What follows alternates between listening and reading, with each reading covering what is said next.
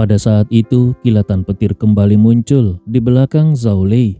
Kekuatan petir yang luar biasa dahsyat membumbung ke angkasa.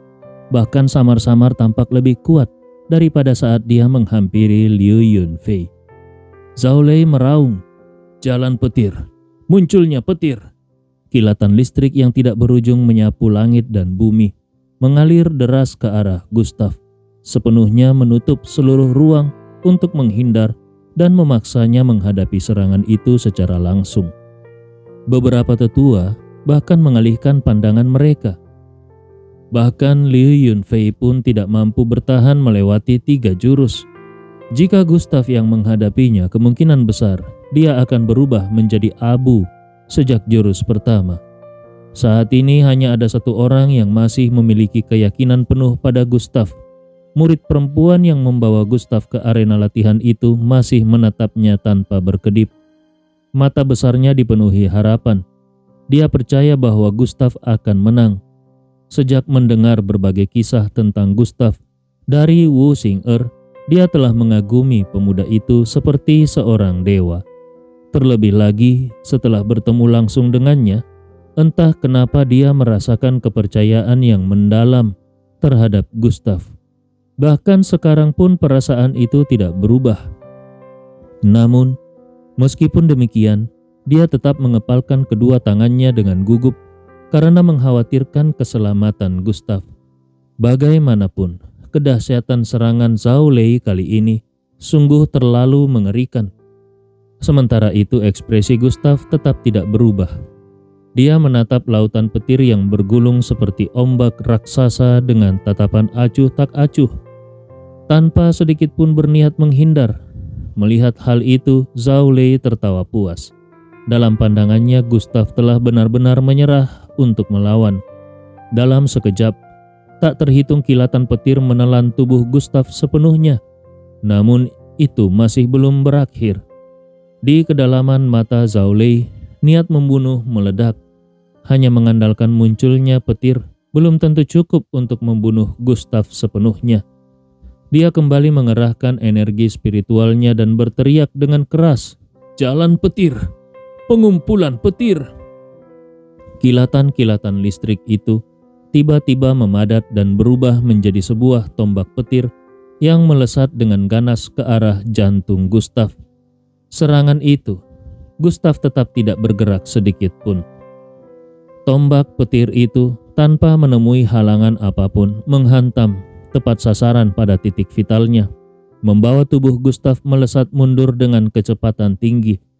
Ekspresi Zhao Lei semakin ganas. Pada saat ini dia hampir yakin bahwa Gustav telah tewas oleh serangannya.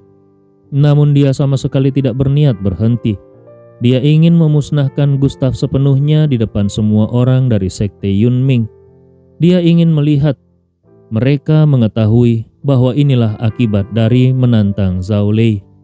Zhao Lei berteriak, "Jalan petir, pemadatan petir, hancurkan dia!" Tombak petir itu seketika memadat menjadi satu titik, lalu meledak dengan suara menggelegar. Kekuatan penghancur yang luar biasa langsung menyelimuti seluruh tubuh Gustav. Debu dan asap beterbangan ke segala arah. Murid perempuan itu menatap pemandangan tersebut dengan linglung.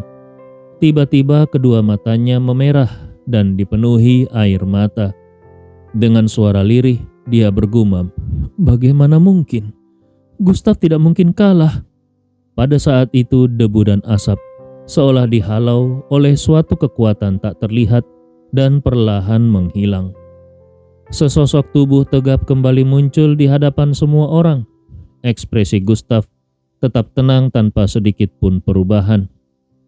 Dia menepuk-nepuk debu di bahunya dan berkata dengan acuh tak acuh, "Apakah kekuatanmu hanya sebatas ini?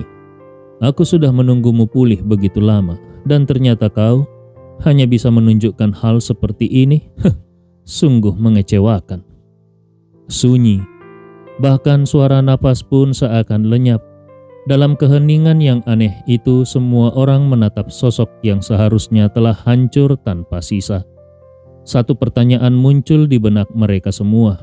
Kenapa? Kenapa setelah terkena 3 jurus petir Zhao Lei, Gustav tampak sama sekali tidak terluka? Mereka melihatnya dengan jelas. Gustav sama sekali tidak menggunakan artefak pelindung apapun. Bahkan Liu Yunfei yang berada di setengah langkah alam Dao Agung masih menderita luka yang cukup serius meski menggunakan artefak pelindung. Lalu kenapa Gustav tidak mengalami apa-apa? Hal itu benar-benar sulit dipahami. Hanya murid perempuan itu yang beralih dari tangis menjadi senyuman. Dia menatap Gustav dengan penuh kegembiraan dan berseru, "Syukurlah, dia tidak apa-apa. Semua yang dikatakan kakak Xing'er ternyata benar." Zhao Lei meraung, "Tidak mungkin, ini tidak mungkin." Pada saat ini pikirannya hampir berada di ambang kehancuran. Dia menatap Gustav seolah sedang melihat sesosok monster. Gustav tersenyum tipis. "Tidak mungkin? Hal yang menurutmu tidak mungkin itu hanya karena kau bukan hanya seorang sampah, tapi juga sampah yang bodoh." Detik berikutnya sosok Gustav bergerak. Jika teknik gerak Zhao Lei adalah menjelma menjadi petir, maka Gustav adalah keberadaan yang melampaui petir itu sendiri. Gustav muncul tepat di hadapan Zhao Lei dan berkata dengan tenang, "Hanya kultivator tingkat ke-7 alam penciptaan."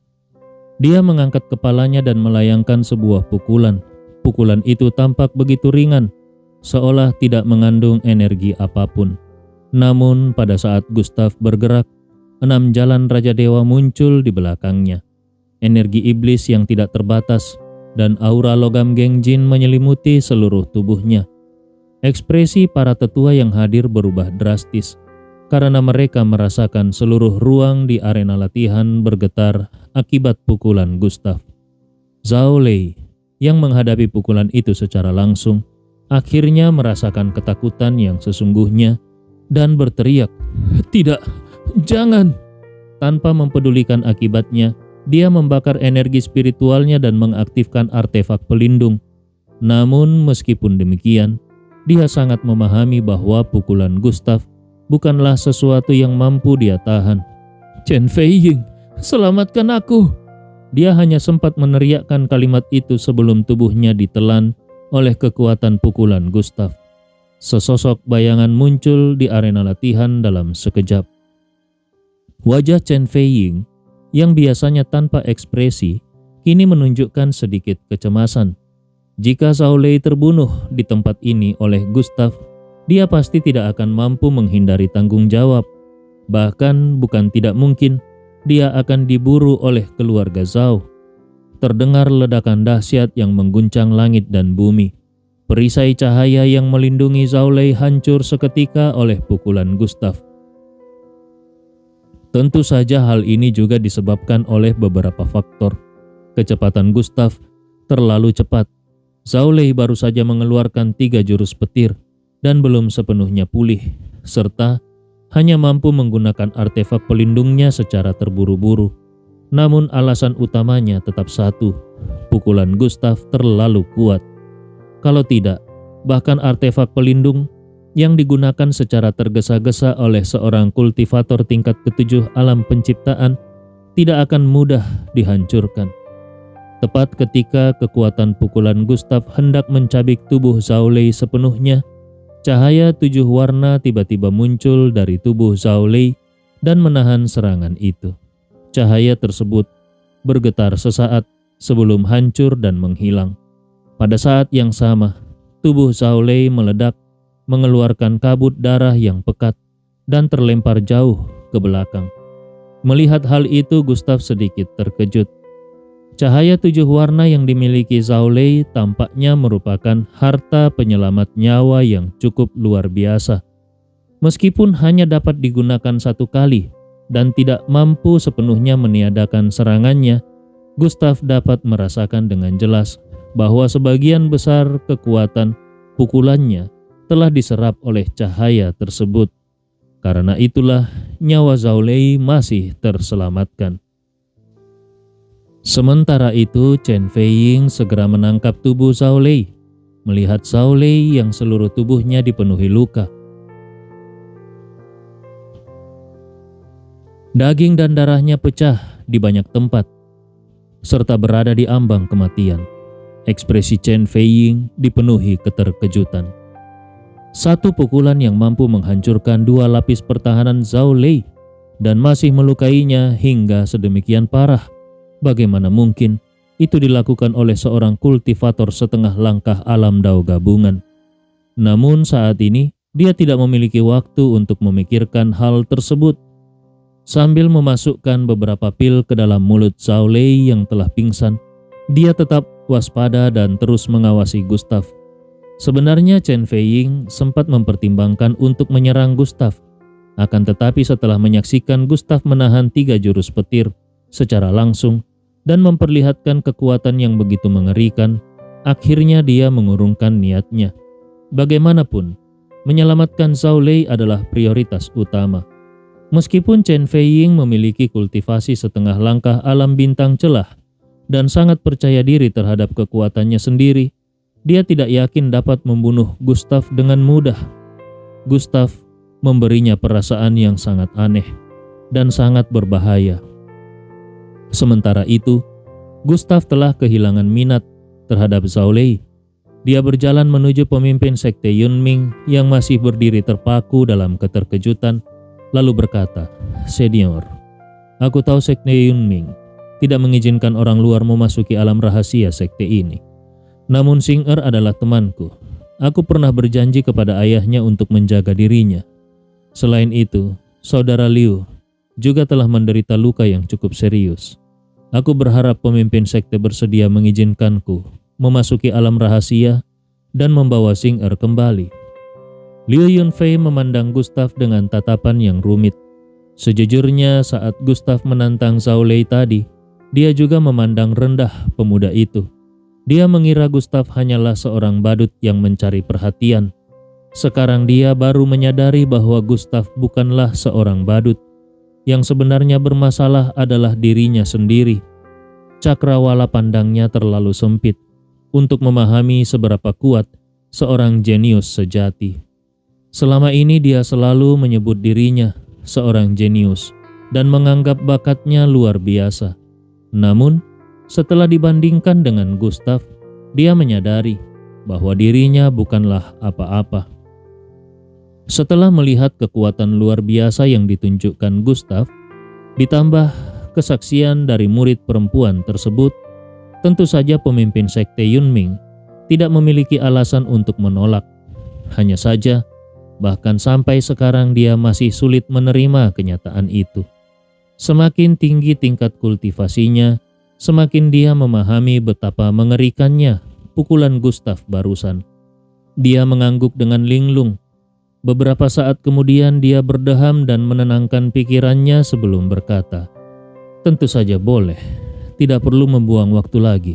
Kita akan segera mengaktifkan susunan teleportasi dan mengirimmu masuk." Liu Xiu mengerutkan kening, namun Zhao Lei kini telah terluka parah. Bahkan jika Zhao Lei nantinya pulih, Liu Xiu tidak yakin apakah Zhao Lei akan melampiaskan penghinaan besar yang dideritanya kepada dirinya.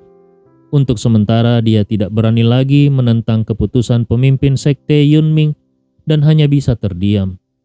Tidak lama kemudian rombongan itu menuju lokasi susunan teleportasi. Di bawah pimpinan pemimpin sekte Yunming, susunan itu pun diaktifkan. Sebuah gerbang teleportasi berwarna biru muda terbuka.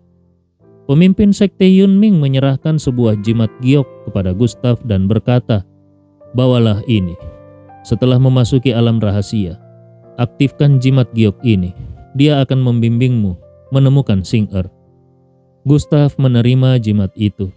Setelah mengucapkan terima kasih, dia segera melangkah masuk ke dalam gerbang teleportasi.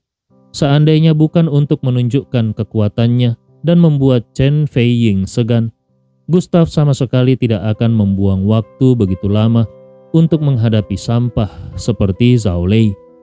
Saat ini, meskipun Gustav tidak terlalu takut terhadap Chen Feiying, namun seorang kultivator setengah langkah alam bintang celah tetap bukan lawan yang bisa dia hancurkan dengan mudah. Jika tadi dia langsung mengalahkan Zhao Lei tanpa menunjukkan banyak hal, Chen Feiying mungkin akan salah menilai kekuatannya dan memilih menyerangnya. Dan jika itu terjadi, waktu untuk menyelamatkan Wu Xing'er akan terbuang sia-sia. Pada saat yang sama, di Istana Kaisar Roh Abadi, susunan pelindung di sana tertutup rapat. Di bagian terdalam istana terdapat sebuah aula merah tua yang megah. Run-run kuno mengalir dan berputar di dalamnya. Di aula itu energi spiritual telah mencair menjadi cairan dan Ling Yun tengah berkultivasi di tengah lautan energi tersebut. Lukanya nyaris pulih sepenuhnya, namun tingkat kultivasinya telah jatuh beberapa tingkat kecil dan kerusakan itu bersifat permanen. Dia tidak pernah membayangkan bahwa dirinya akan terluka parah oleh seseorang yang selama ini dia pandang rendah. Seekor semut yang berasal dari dunia bela diri tingkat rendah. Dia telah meremehkan Gustav, dan itulah harga yang harus dia bayar. Perjanjian 1 tahun itu kini tinggal menyisakan sedikit waktu. Salah satu peristiwa terbesar di benua Lingwu, kompetisi naga naik ke langit, akan segera dimulai. Setelah itu besar kemungkinan Gustav akan mendatangi Istana Kaisar Roh Abadi untuk menepati perjanjian tersebut. Dulu Ling Yun selalu yakin bahwa dirinya akan menang, namun sekarang dia tidak lagi begitu yakin. Meskipun tingkat kultivasinya telah turun beberapa tingkat kecil, kekuatannya masih cukup untuk menghancurkan para kultivator alam penciptaan dan alam dao gabungan. Apalagi hanya para kultivator alam elemen campuran. Tetapi Gustav, pemuda itu terlalu aneh. Dia bahkan tidak tahu bagaimana Gustav berkultivasi atau bagaimana pemuda itu mampu menahan pedang iblis raksasa setinggi 1000 zang. Apapun yang terjadi, pada hari perjanjian 1 tahun itu, dia harus menghancurkan Gustav. Tiba-tiba Ling Yun teringat sesuatu. Dia membuka matanya dan berjalan menuju sebuah batu raksasa misterius. Di permukaan batu itu terukir pola-pola kuno yang sangat samar dan sulit dipahami. Setelah ragu selama beberapa detik, Ling Yun memaksa keluar setetes darah esensinya. Namun tepat ketika darah esensi itu hendak menyentuh permukaan batu, sebuah kekuatan yang sangat ganas menyapu keluar. Anehnya, tetesan darah esensi itu justru terpental kembali dan masuk ke dalam tubuh Ling Yun. Kemudian, sebuah suara datar terdengar dari belakang Ling Yun. Ling Yun, apa yang sedang kau lakukan? Apakah kau tahu harga yang harus dibayar jika benda itu digunakan? Aku telah memberimu kedudukan tinggi, memberimu kesempatan besar, dan tanpa ragu membantumu menembus batas kultivasi. Bahkan saat kau masih berada di alam penciptaan, aku telah mengangkatmu menjadi wakil pemimpin Istana Kaisar Roh Abadi. Apakah semua itu masih belum cukup bagimu? Tubuh Ling Yun sedikit bergetar. Dengan susah payah dia menoleh dan memandang sosok yang wajahnya tertutup. Pemilik sosok itu memancarkan aura yang sulit dipahami dan sangat kuat. Dialah Xia Lingqiu, pemimpin Istana Kaisar Roh Abadi. Satu-satunya eksistensi di Istana Kaisar Roh Abadi yang telah melampaui alam gerbang tertutup. Dia juga merupakan simbol kekuatan tertinggi Istana Kaisar Roh Abadi. Alasan mengapa Sekte Xuanyu dan berbagai kekuatan lainnya begitu takut terhadap Istana Kaisar Roh Abadi adalah karena keberadaan orang ini. Tatapan Ling Yun memperlihatkan emosi yang rumit. Bagaimanapun, orang di hadapannya memiliki hubungan darah dengannya. Namun mengapa dengan garis keturunan yang sama, bakat dan garis darahnya sendiri jauh lebih rendah dibandingkan wanita itu. Bahkan, untuk menjadi wakil pemimpin istana, dia tidak dapat mengandalkan kemampuannya sendiri dan hanya bisa menerima belas kasihan dari orang lain. Kehormatan semacam ini terasa terlalu berat untuk dipikul. Ling Yun berkata dengan hormat, "Pemimpin istana." Kilatan ketidakpuasan sempat melintas di matanya. Xia Lingqiu mengangguk, lalu meletakkan kedua tangannya di belakang punggung sambil menatap batu raksasa misterius itu. Tahukah kau kenapa jarak di antara kita semakin lama semakin jauh? Ling Yun menjawab, karena bakat. Xia Lingqiu menggelengkan kepalanya. Tidak, itu karena hatimu terlalu gelisah. Kau terlalu terobsesi dengan kekuatan dan kekuasaan. Aku pun bersalah. Seharusnya aku menunggu sampai kekuatanmu jauh lebih tinggi sebelum memberimu posisi wakil pemimpin istana. Namun, aku melanggar prinsipku sendiri dan memberimu gelar itu ketika kau belum layak menyandangnya, hanya karena hubungan di antara kita. Kekuasaan dan kemarahan telah membuatmu tersesat, dan ikatan darah juga telah membuatku tersesat. Karena tersesat, kau kehilangan gulungan 100 binatang. Karena tersesat, kekuatanmu jatuh sampai ke titik ini. Karena tersesat, kau mulai memiliki niat jahat terhadap benda ini. Wajah Ling Yun tiba-tiba berubah menjadi muram dan penuh kebencian. Kalau bukan karena bocah brengsek itu, bagaimana semua ini bisa terjadi? Meskipun gulungan 100 binatang tidak ditemukan pada dirinya, dan aku tidak tahu bagaimana benda itu bisa menghilang. Semua ini pasti ada hubungannya dengan anak itu.